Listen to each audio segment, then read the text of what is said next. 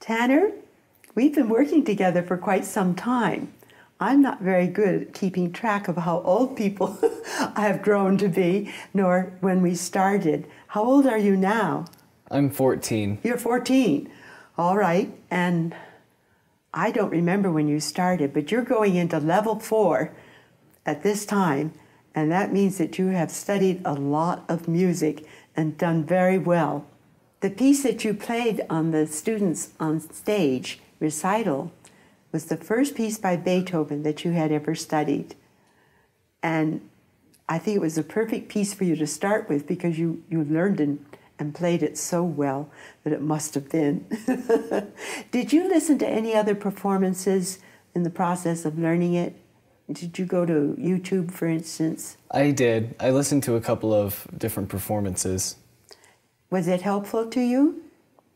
Yeah, I found it helpful because I could see what I wanted to accomplish in my performance and what other people did and what I liked or didn't like and how I wanted to make my performance come across to the audience. And that's a very valuable way to gain insight, because if all you hear is yourself practicing and you haven't heard other people practicing or performing a piece, there may be things that you would miss. Don't you agree? Yeah. And these were they professional pianists or were they students mostly? Most of them were students. I didn't listen to any professional performances, actually. Was that on purpose? I would have listened to more professional performances, but I couldn't find any of them on YouTube. There is so much on YouTube that can happen. But I urge you to keep using that storehouse that they have there of so many performances, and some of them are historically significant. So it's a wonderful, wonderful place to go to listen. What do you know about Beethoven or about bagatelles, or what information were you working on when you started this piece?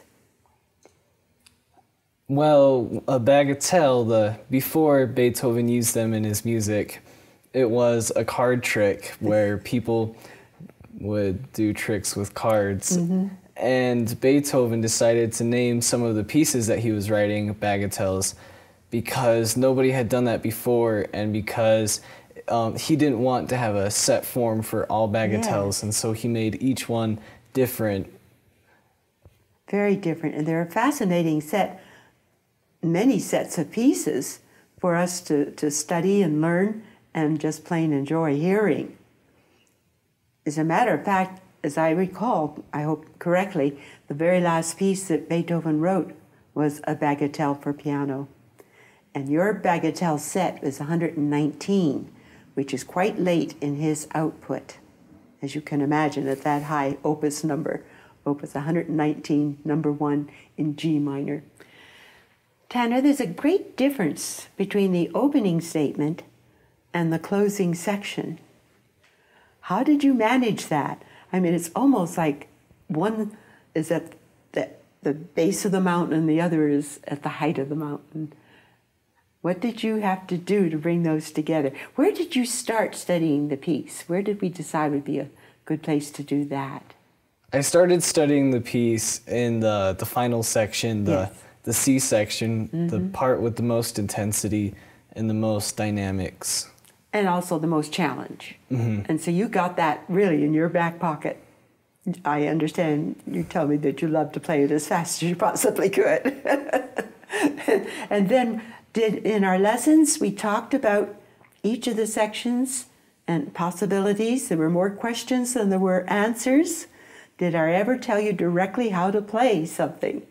No. Okay. You gave me suggestions, and I followed up on them. But sometimes I felt that I could do different things with it, Absolutely. And I tried all of the possibilities that I could. And that's a good artistry student. That's what we want to encourage in people, because when you have something being stated musically the way you want to state it, it's going to be a much more convincing and exciting performance than if you're trying to remember what your teacher told you to do. So I often do do work that way with my students. So give you options that I don't think would work very well, but I want you to figure that out for yourself and discard them. So that shows you won't be embarrassed about coming back without what I suggested to you, because I may have been being my usual tricky self. But do you think, though, that in working that way, Tanner, that when you came to give your performances of it, that you had more command over what you wanted to say? I felt that I had a lot more input and a lot more control over how I was playing the piece and how the audience was hearing it. Yes, and that came across in your performance. You had performed the piece only once before, and I wondered how you measured your performance on video compared to the ones that you gave just in person. Which did you think was better? I thought that the performance that I gave on video was by far the best performance that I have given. Isn't that a wonderful feeling? Do you suppose the fact that we had more challenge for all of us in that circumstance brought out so many good performances? I think so.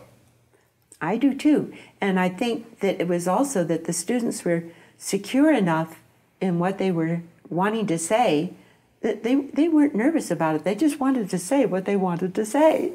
And they went about it in a very good and personal way. I was very pleased with the entire recital.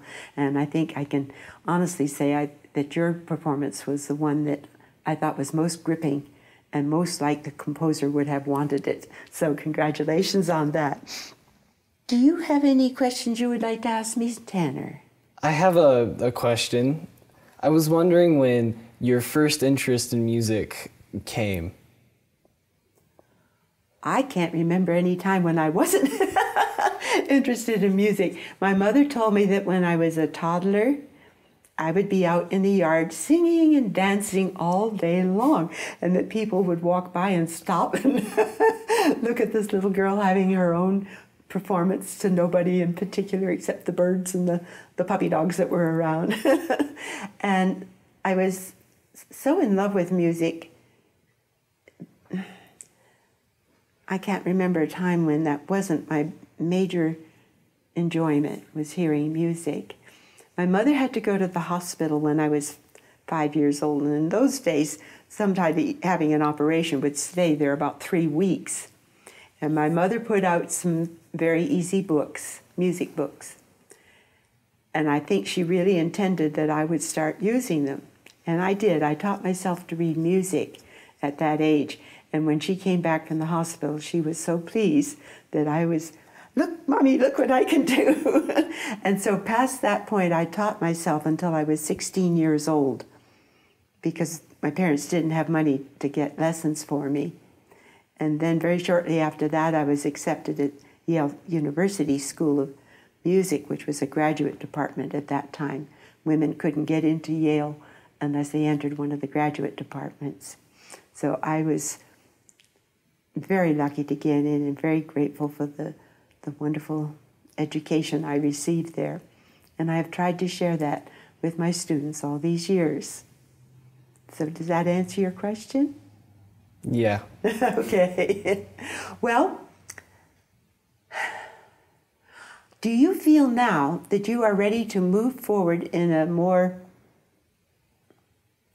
I can't really say productive way because you've been so productive all of your musical life, but do you feel that taking on that Beethoven Bagatelle and mastering it to the degree that you did and solving the technical and interpretive issues that are in that piece really on your own initiative, does that make you feel more ready to do more than you even have in the past? I think it does. Yeah, that's a good feeling, isn't it? And you're also studying the French horn now and play in the band or orchestra. Do you play in? No, I don't play in the orchestra. Oh, okay, you play in the band. I do want to play in the symphony sometime soon, though. That would be a very good step, because the symphonic literature is vast and very rich. Every composer that ever composed, I think, has contributed to the symphonic literature. and it's such a marvelous voice to make music with. Tanner, you are an exceptional student. From the time you started, you have always brought me your lesson thoroughly prepared and ready to go for the next step. And you have done this over a period of years. I don't know how many, but I cannot remember any time when you came in with anything but what we wanted to get done that week. And furthermore, you are not daunted by taking on something like the Beethoven Bagatelle and digging in full force and getting right to the heart of the matter, you see.